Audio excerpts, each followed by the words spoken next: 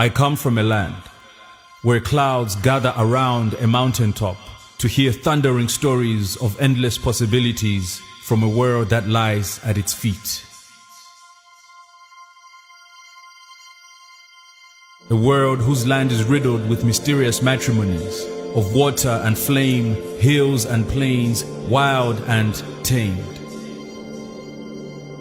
A land still deemed worthy of raising the sun every day.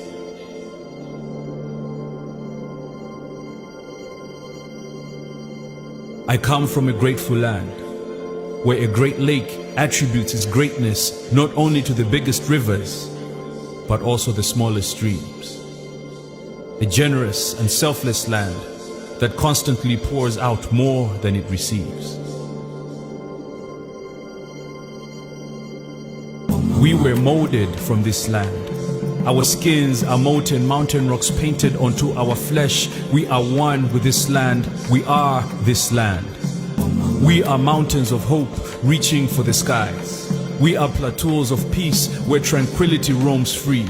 We are the light of our rising sun, painting the skies from the depths of our souls. We are rivers of tongues flowing into the clear waters of our destiny. We are a warm heart pumping life to the rest of this continent's body, beating in perfect synchrony with a melody in our winds. We are waves of open arms, welcoming with a friendly smile. We are who, what, and where we were meant to be. A wonder that is Malawi.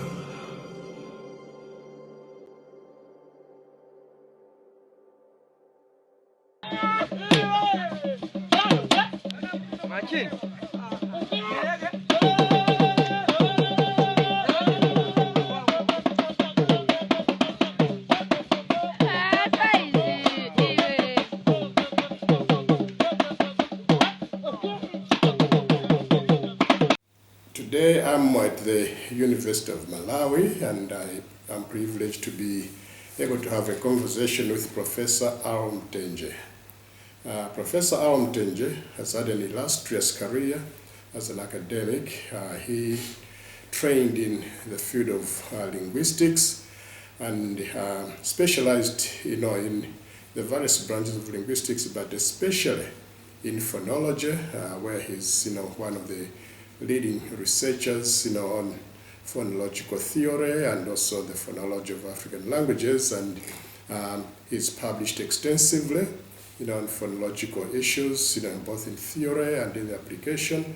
And he published a leading book on the phonology of Chichewa, the main language of Malawi, using the theory, optimality theory. And the book was published by Oxford University Press and was done jointly with Professor Laura Downing of Gothenburg University in Sweden.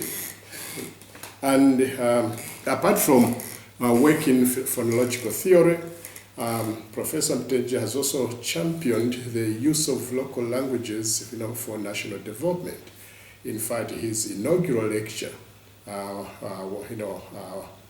when he became professor, was called was on the role of language in national development, and it's a work that I have had occasion to use almost every year in my own courses at the University of California at Berkeley.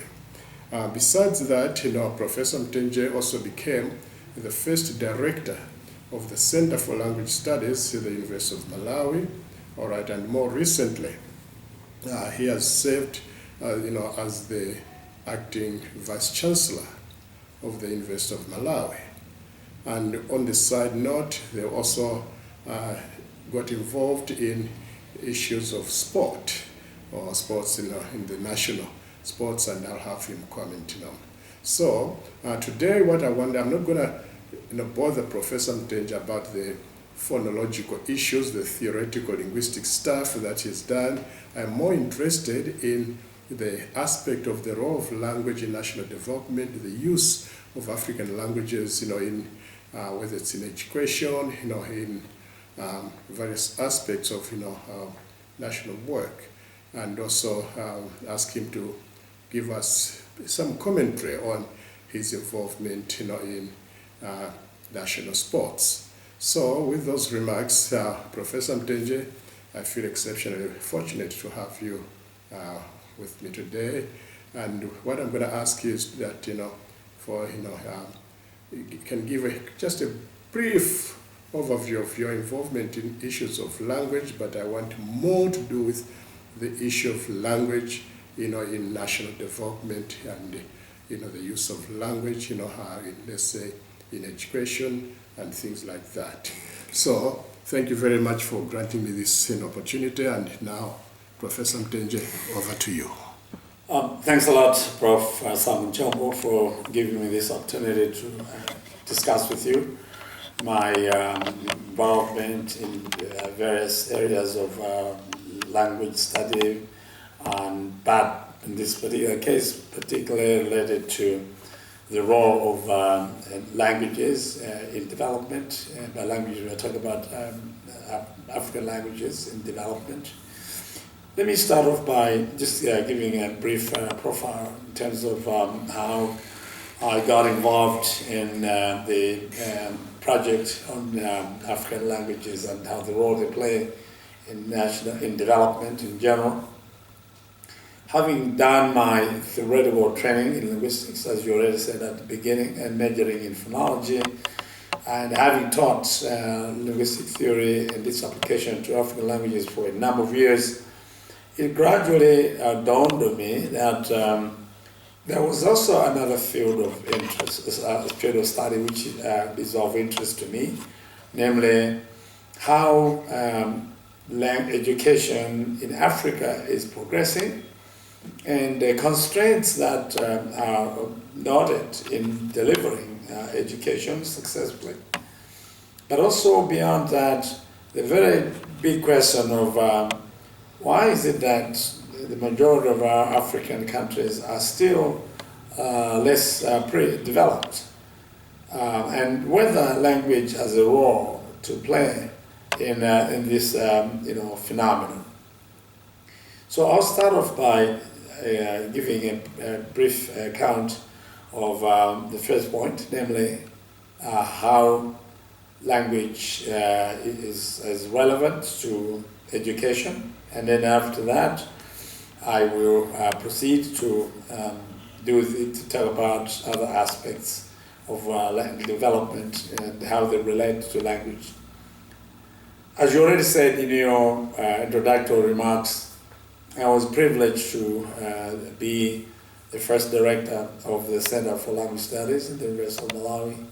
And when I was working there from 1996 to 2008, the very nature of the work that we were doing, which involved promoting not only Malawian languages, but other languages as well, and bringing them up or valorizing them within the context of development, it became very clear that the issue of language and how African languages relate to education had to be addressed.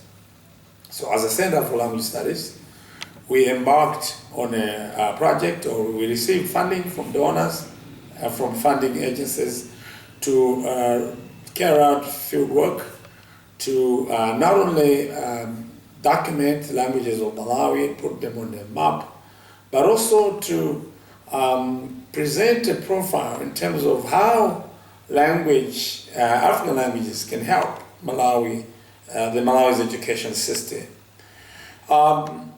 It became very clear in our research that language is central to education and how effectively students can learn. This is of course already known from research that has been done globally, and that has also been championed by UNESCO and other bodies. It is a known fact that children learn better in a language that they are familiar with, and in many cases, the most familiar language to the children is the one that they use at home. And in a multilingual setting like Malawi, and this is also true of many other African countries, the question that arose then was what role our languages can play in promoting education, particularly because almost invariably most of the African countries use foreign languages as media of instruction. At least at the time that we were doing our work, Malawi, and still up to now, recognized English as the official language and the language of instruction in schools. Children were learning primarily in English as a medium of instruction. So our research project was one, how to identify and promote the role of local languages within this setup of education, where English is the main language of instruction. And then again, in a context where the majority of people in the country feel that English is a superior language to other African languages. So there was an issue of attitude that we also had to address. How do we reverse this unfortunate trend or perception that English is the most influential and therefore prestigious language, and hence by that the language that should be used in education? How would we reverse that thinking? These are the questions that we were addressing. So around the turn of the century, that was around, I think, 1997, 1998, we embarked on research projects in Malawi where we did focus on local languages and how they relate to education, how they can be brought back into the arena of education and be used as media of instruction, at least for the first 4 years of primary education. This was a task that, as a center, we embarked on and championed for several years. We were lucky to have been funded by a number of international funders, and we organized language symposia or language conferences on an annual basis to make sure that we were sharing our research findings and our conviction about the role of African languages with the members of the public. So our language conferences, which were conducted from around 1997 to around 2006 or 7, did show very clearly through research findings, through evidence from schools, through papers that were presented by language scholars and educationists who were working in the same field, that the most effective way of delivering education to any child is for them to learn in the language that they are most familiar with, namely their mother tongue. And in this exercise, or in this endeavor, we involve government officials, particularly those from the Ministry of Education, because that was the ministry that was responsible for education in Malawi. And we did make some strides towards convincing them that this was the way to go. One of the questions that became difficult and was a big challenge was how to make it clear to our audience, including the government, that we're not saying that English should be abandoned. We're not saying that English should not be promoted or used. On the contrary, what we're saying is that English should be promoted, should be taught, but it must be taught effectively through teachers who are well-trained, through teachers who are conversant with the language, and who can use methodologies that promote English. But English, in this case, is being taught as a subject, and not as a medium of instruction. And that English was going to coexist with local languages, that the local languages were supposed to be used in the formative years of instruction for the children, that namely standard 1 to standard 4, and that English then will take over from standard 5 as a medium of instruction. The advantage is that in the first 4 years that the children will be learning their local languages, they would have acquired not only good skills in reading and writing and numeracy, but they would also have become conversant with the general aspect of learning. How do you learn? They would have known how learning takes place through a language that they're familiar with. So we did embark on this project. We talked about this. We emphasized the fact that we're not saying that English will be abandoned or English will not be promoted. English is an international language which is useful, and its use should not even be argued for because it's self-evident. But the point was that at the same time, we should not ignore the role that African languages can play, because the research evidence that was available was clear that language is the major factor in successful learning or effective learning, and that if you want to learn, you must do it in a language that you're most familiar with. The advantage is that you do not have to learn the language, you learn the concepts, and therefore the learning task is reduced. Whilst if you're learning in a familiar language, you have two obstacles to overcome. One, you've got to know the language itself, and two, then you have to learn the concepts in the field or discipline of academic discipline that you're involved in. So that was one of the major challenges that we've encountered, to convince our audience and those we're interacting with and other stakeholders that the point we're arguing for was for one of coexistence, where English was being used alongside African languages. To some extent, we did make progress, because there were responses from Ministry of Education and other stakeholders supporting what we're saying, because we demonstrated our point with evidence. The other issue that was also on the agenda was what happens then to the local languages after the first 4 years of education. Do they become discontinued, or should they be used as subjects? The general position that we adopted was that after the first 4 years of education, in learning education in local languages, then local languages will continue as subjects. This would offer the children an opportunity to not only learn how to use their languages, but also to be effective in terms of learning other disciplines as well. So that's what we proposed. It was rather unfortunate that despite all this effort, the policy that we're advocating, namely that of using local languages in the first formative years of primary education, was not fully adopted. The reaction that we received was that, yes, this was we had presented a convincing case, but then that an official policy would be developed, and they would go through the normal processes of policy approval before it is used in the education system.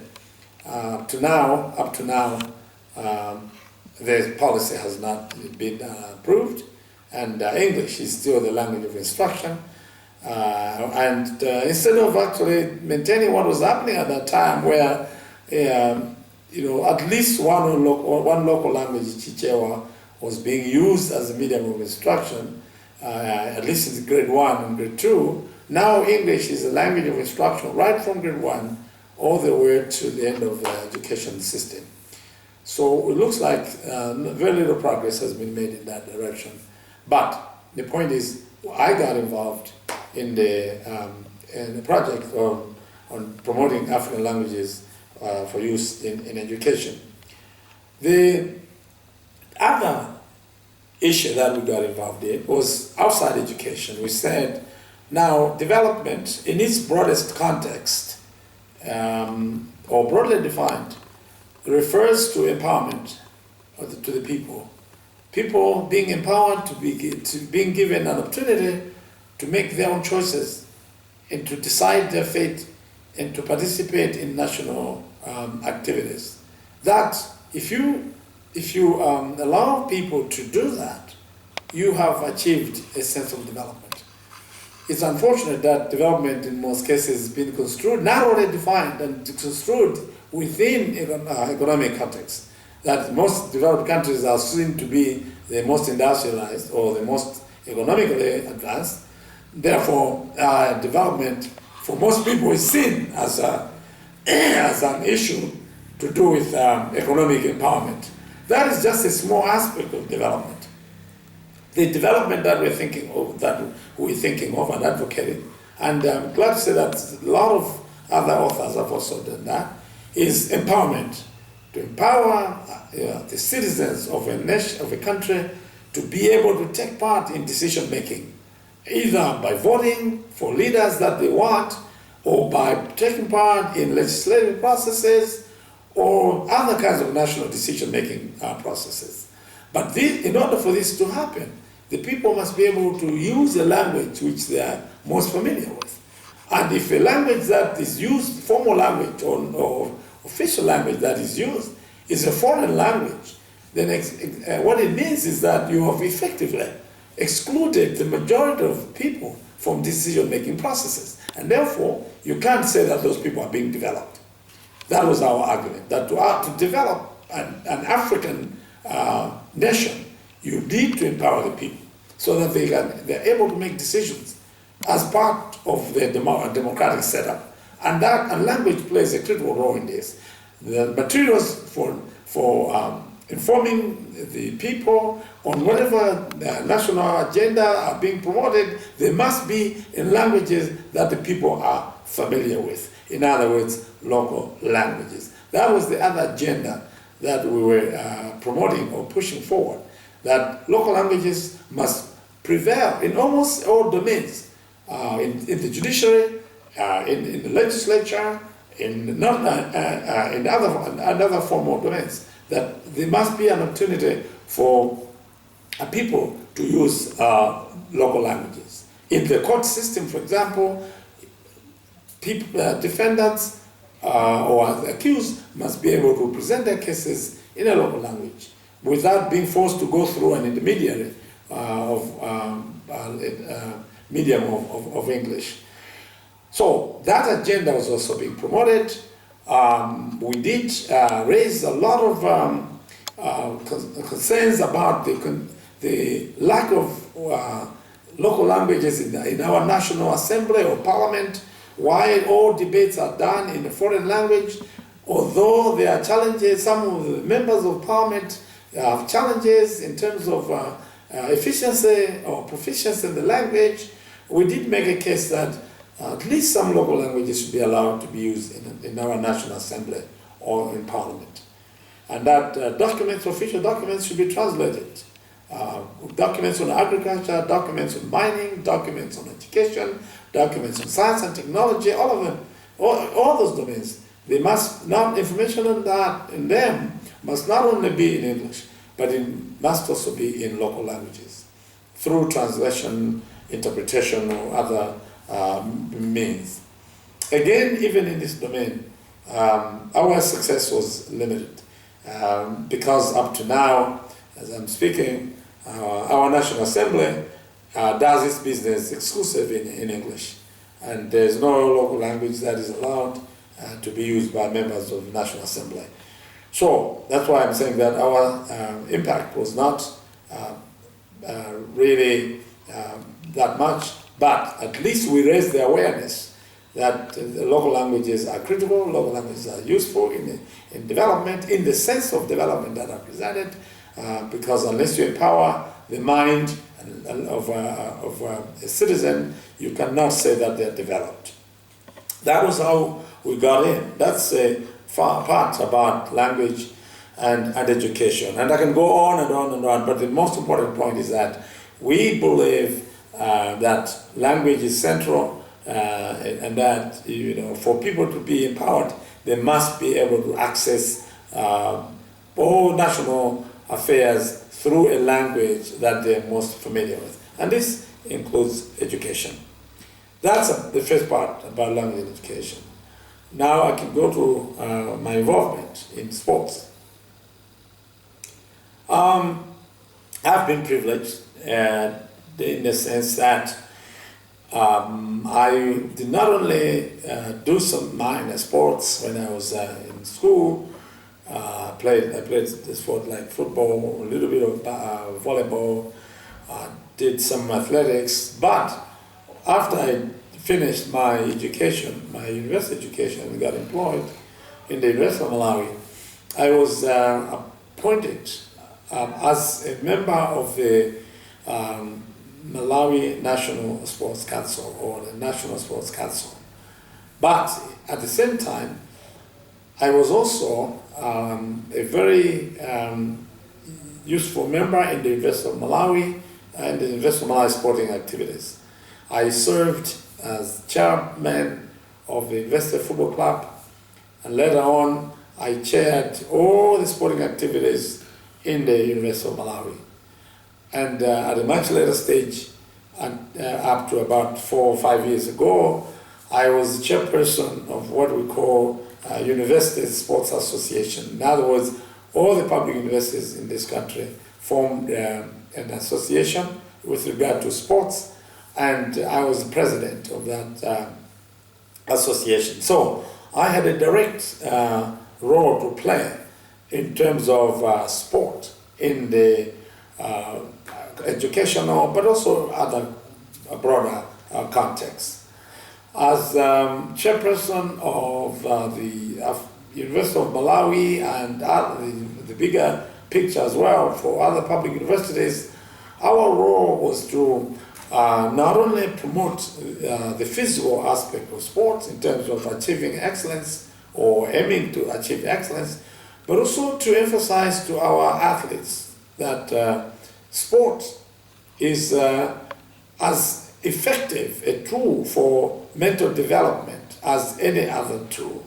In other words, you cannot, as a student, be just studying all the time without getting involved in sport. There are the obvious advantages of sport, physiological and mental advantages were being outlined to emphasize the fact that sport should be a central aspect, or one of the central aspects in the curricula of universities. That most African universities do not look at sport as a central issue. They look at it from a peripheral point of view, that they are said what we think are core disciplines. Okay, the sciences, the social sciences, the humanities, the education, the law and economics and all those kinds of things. These are considered to be the core disciplines, and sport is rarely included among them. So one of the major issues that we argued for was that sport must be included in the curricula of universities. Students must take sport not only as a pastime, but they must be able to not only practice it, but even study it as a discipline. Because it is just like any other discipline where you need specialization. And we fought for that, and to some extent we were successful because we did have people who were running sports from a professional point of view, and some elements of sporting activities were included in the education curriculum in our university and other universities, public universities as well in Malawi. So we did make that I think, a contribution with regard to the role of sport in the university. But at a national level, when I got involved as a member of the National Council of Sports, I was again privileged to chair the Sports Development Committee. That committee provided more or less like the direction for the country in terms of how sports should be managed and championed if it had to be successful. So we were responsible for drawing strategic plans for sports, the implementation, budgeting for sport, and interacting with sports associations to make sure that they did understand the importance of sports and the importance of planning in sports and the importance of achieving excellence in sports, importance of psychological aspects of sport, and the central role that the participants in the sport should also play. All those aspects were being emphasized. And I was, like I said, privileged that for a number of years, surely more than 5 years, I was a member of the National Sports Council, and I was championing these kinds of ideas for the development of Malawi. So in a nutshell, this is what I can say at the moment with regard to my involvement in language planning, on language for education development, and language for development in general, as well as the role that sport can play in the African context. Thank you. Thanks. Before we wrap up, just want to get a comment or two on the, the prevalent view about African languages, or at least non-European languages, that, by and large, they seem to be disfavored because it is believed that they are not, adaptable to science and technology, and that works into the continued, promotion of languages like English and and the European languages in general, French, for those who are under French colonial rule, maybe Portuguese for that. What exactly is your comment? And you can keep it brief on the extent to which that argument is defensible in any way, that the African languages are not quote unquote developed to handle science and technology, or STEM domain in the curriculum. Thank you for that very important point. In fact, it's one of the issues that has always preoccupied my mind. And even at the time when we were involved in the language symposia that I referred to, one of the key questions that we were addressing was that the argument against African languages, based on the assumption, not an assertion, but not a proof, but the assumption that they are defective because they cannot handle science and technology. That argument is terribly wrong. It is as a result of a stereotype, and there is no empirical basis. Let me elaborate on that. In order for language to deliver, you prepare for it, you plan for it. No language was born with the capacity to handle science and technology. Not even the European languages or the old, the long, standing Western languages. They went through stages where they were not themselves capable of expressing certain concepts. So those who were involved in language planning deliberately made sure that they did develop strategies for those languages to cope with the challenge of how they can express scientific concepts. So let me start with the African languages then. African languages, even intrinsically or by their own very nature, have lots of terms that are used to describe scientific concepts. And this goes way back over the centuries. Even before the arrival of Western education, there were technical terms that our grandparents used to utilize in terms of describing certain contexts that were purely technical. So that's the first point. Second point is that you capacitate a language. You can make a language achieve a status whereby it is now able to express the so-called technical concepts. The Afrikaans, which is language of South Africa, is the best example. About 100 years ago, Afrikaans was a language that was as less developed as any other language. It was a language that could not be compared to what it is today in terms of use of technical terminology.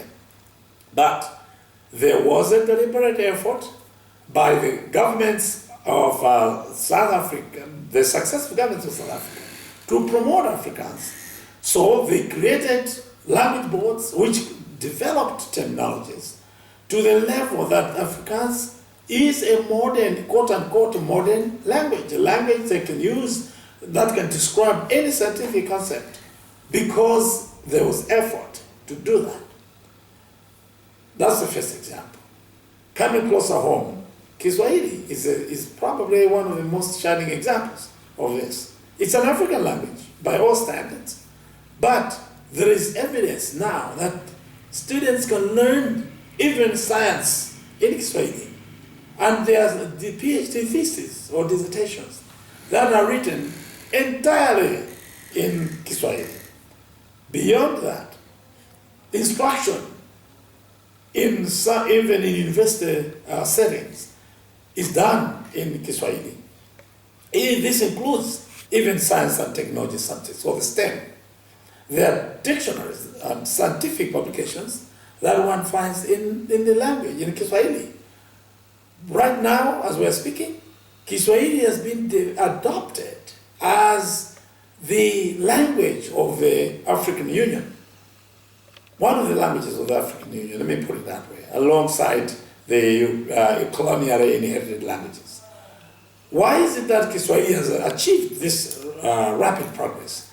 It is because there has been a deliberate effort to capacitate it or to valorize it, to create terminologies that can address the deficiencies, the so-called deficiencies in addressing technical concepts. So right now, you can say literally almost anything in Kiswahili, any scientific term.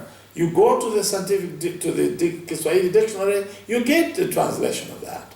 So you can literally use Kiswahili for anything. That's a very simple example of a language that has been deliberately capacitated to make sure that it addresses concerns of science and technology. So the sweeping statement that African languages are incapable of expressing scientific concepts is very defective. It is not supported by science, by empirical evidence, and it is at best stereotypic. It's a stereotype, okay, and it's meant to fulfill the prophecy that you African languages are inferior. That's basically that's why it is advanced.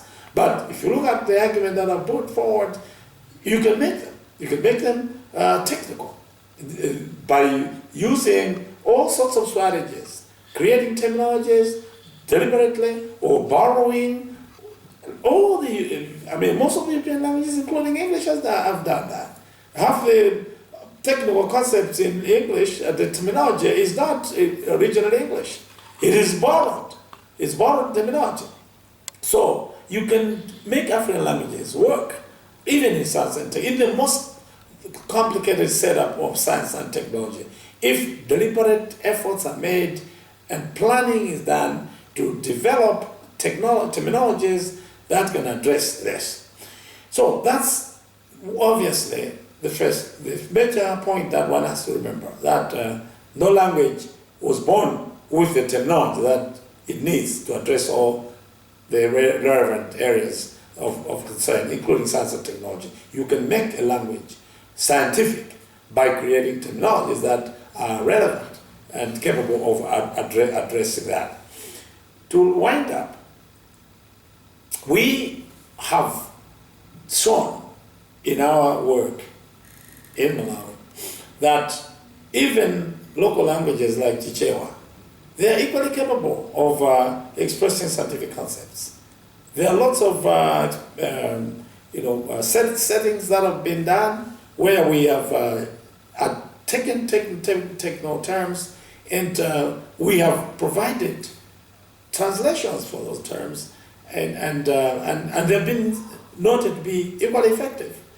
So it's not true, and should not even be assumed to be true, that African languages are not capable of of addressing science and technology or STEM. It's all because of the prejudice that African languages are less developed, they are primitive, and therefore they can't do that. And the unfortunate part of it is that our African elite have bought that prejudice, and they're actually in the forefront of promoting it. They're the very ones that parade that myth that African languages cannot support the science and technology. Thank you. Actually, talking about Swahili, coincidentally, it turns out to be the case that today is the World Swahili Oh, yes. Yes, you're right. Yes, you're right. Yes. The World Swahili Day. The African Union, yes, actually put it on the, made it, provided a secular on that. Yes. Yeah. I have been talking with Professor Mtenje about his work and his views on the issues of language in education, in development, as well as the role that sports may play in the education of our youth, as well as in national development in general. And on those, that comment, on those remarks, I would like to extend my heartfelt thanks to Professor Mtenje for granting me this opportunity to have a discussion with him. Thank you very much.